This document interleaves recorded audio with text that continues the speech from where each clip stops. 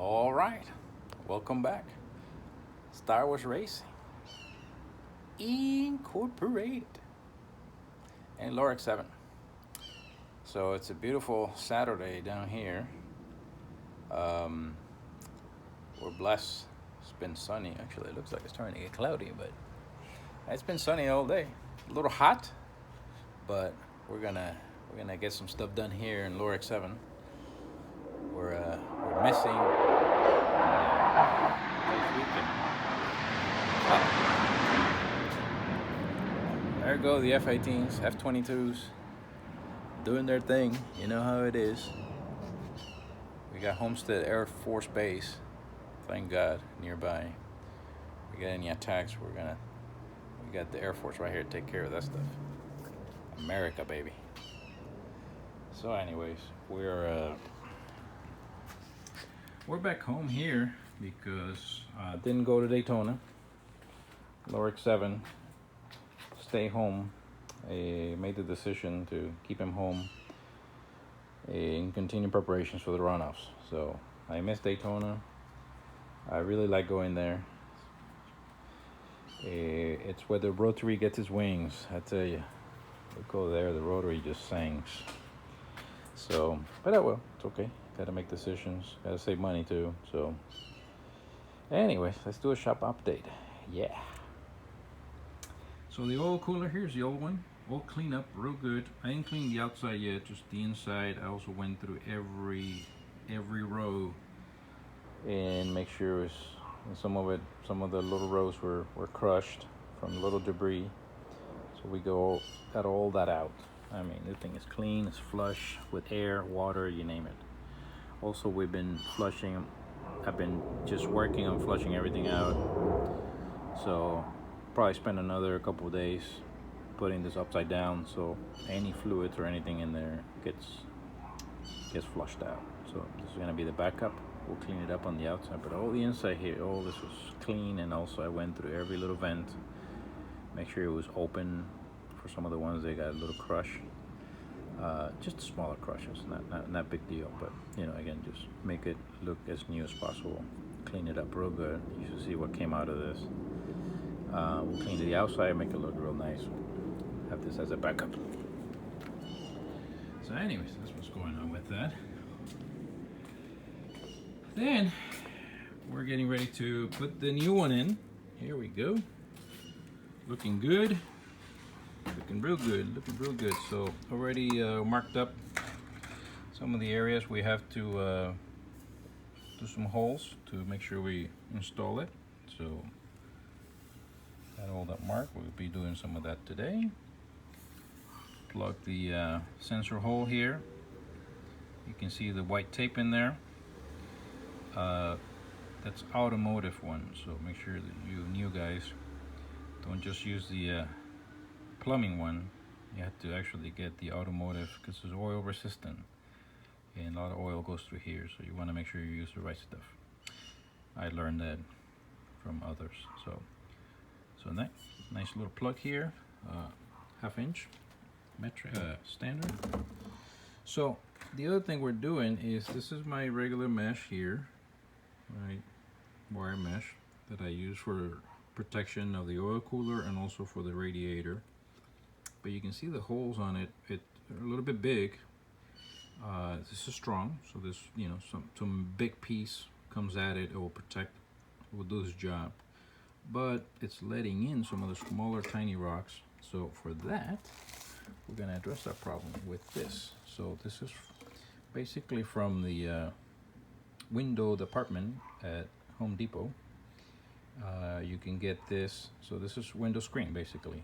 So you can get a little aluminum, just like this, or just like this. This is more like a plastic mesh. I tell you, this feels really strong, really good, right?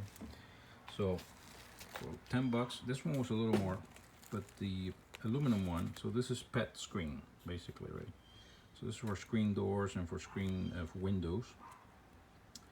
And the aluminum is $9, and this one was, I think, $16. But I like this better. I did like this better. You're not gonna cut yourself, and the strength actually is really, really strong. and it's got the little smaller holes. So we're gonna make a combination here and combine these guys.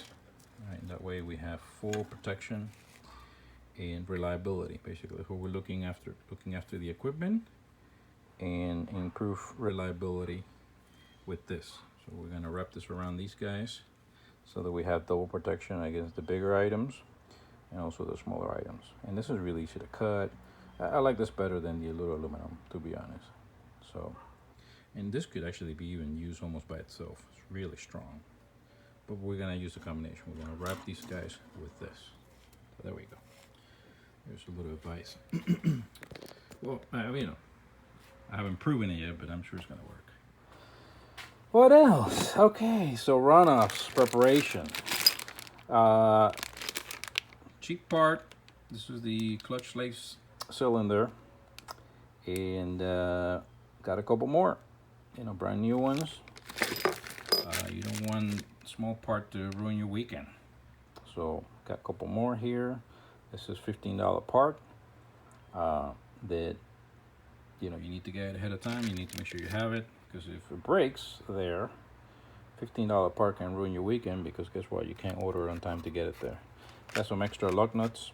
I got 2 of these actually, just in case. They were cheap, so, you know, little $5 thing, so no problem. All right, what else? So we got the Harbor Freight. I think this is a new 4-pound little Sledge Hammer. Love it. It's really good. Recommend it. Again, for traveling, look at the small size, small spaces in the car, underneath, whatever. This is perfect. I mean, it's a Sledge Hammer, but mini. Love it. And it's $10.99. Recommend it. This also is part of the traveling kit. Again, you don't want to carry, you know, I got wrenches and sockets all the way to like 26 millimeter. And besides that, you know, you want to be collecting wrenches and sockets all the way to all the sizes. So again, you barely use that. So for anything beyond 26 millimeter metric, then get one of these big boys. You know, this is $18.99, Harbor Freight as well. And, you know, basically then, you know, you're going to have your 28, 30, 32, 33, 34, you know, whatever size you need, and one tool. So I've been wanting to get one of these for a while. And here we go again. Very little usage, you know, but again, you don't want to carry a bunch of other wrenches and stuff for sizes that you barely use. So get the big one. You're taken care of, baby. What else? So if you got fiberglass, you should always have 2 or 3 of these. So I've ran out of the ones here at the house, so got a replacement. This is JB Weld for plastics and fiberglass. So this is the one for the house. I got 2 more for the road, already packed always. Got some Loctite super glue, always important. I like the gel one. It's really good again when you're repairing fiberglass or some other things. It's really good. Got some more Sharpie for my tire marking. This is one I've been using. Works out really good. $3, Home Depot. It's really thick. Has a lot of paint in it, and it works out really good. I really love this one. So it's not for tires, but it does the job. There it is. It's a white oil base. And got me some more Loctite. Been using this more and more. I think it's a great idea. Just take an extra moment for key parts, especially in the axles, wheels, those kind of, not the wheel nuts, but you know, your hubs and things around those areas that just need to be really secure. I also use it on my flywheel. You know, things that can fly around. You know, a little extra of this, it's a great idea, and I've been using it more and more. I think it's awesome. So I think I got 3 of these. So this is the one replacing the one here in the house. So just little stuff, guys. So I'm telling you. And got this is a good buy also at Caliper Freight. This whole set with metrics and standard, it's like $5.99.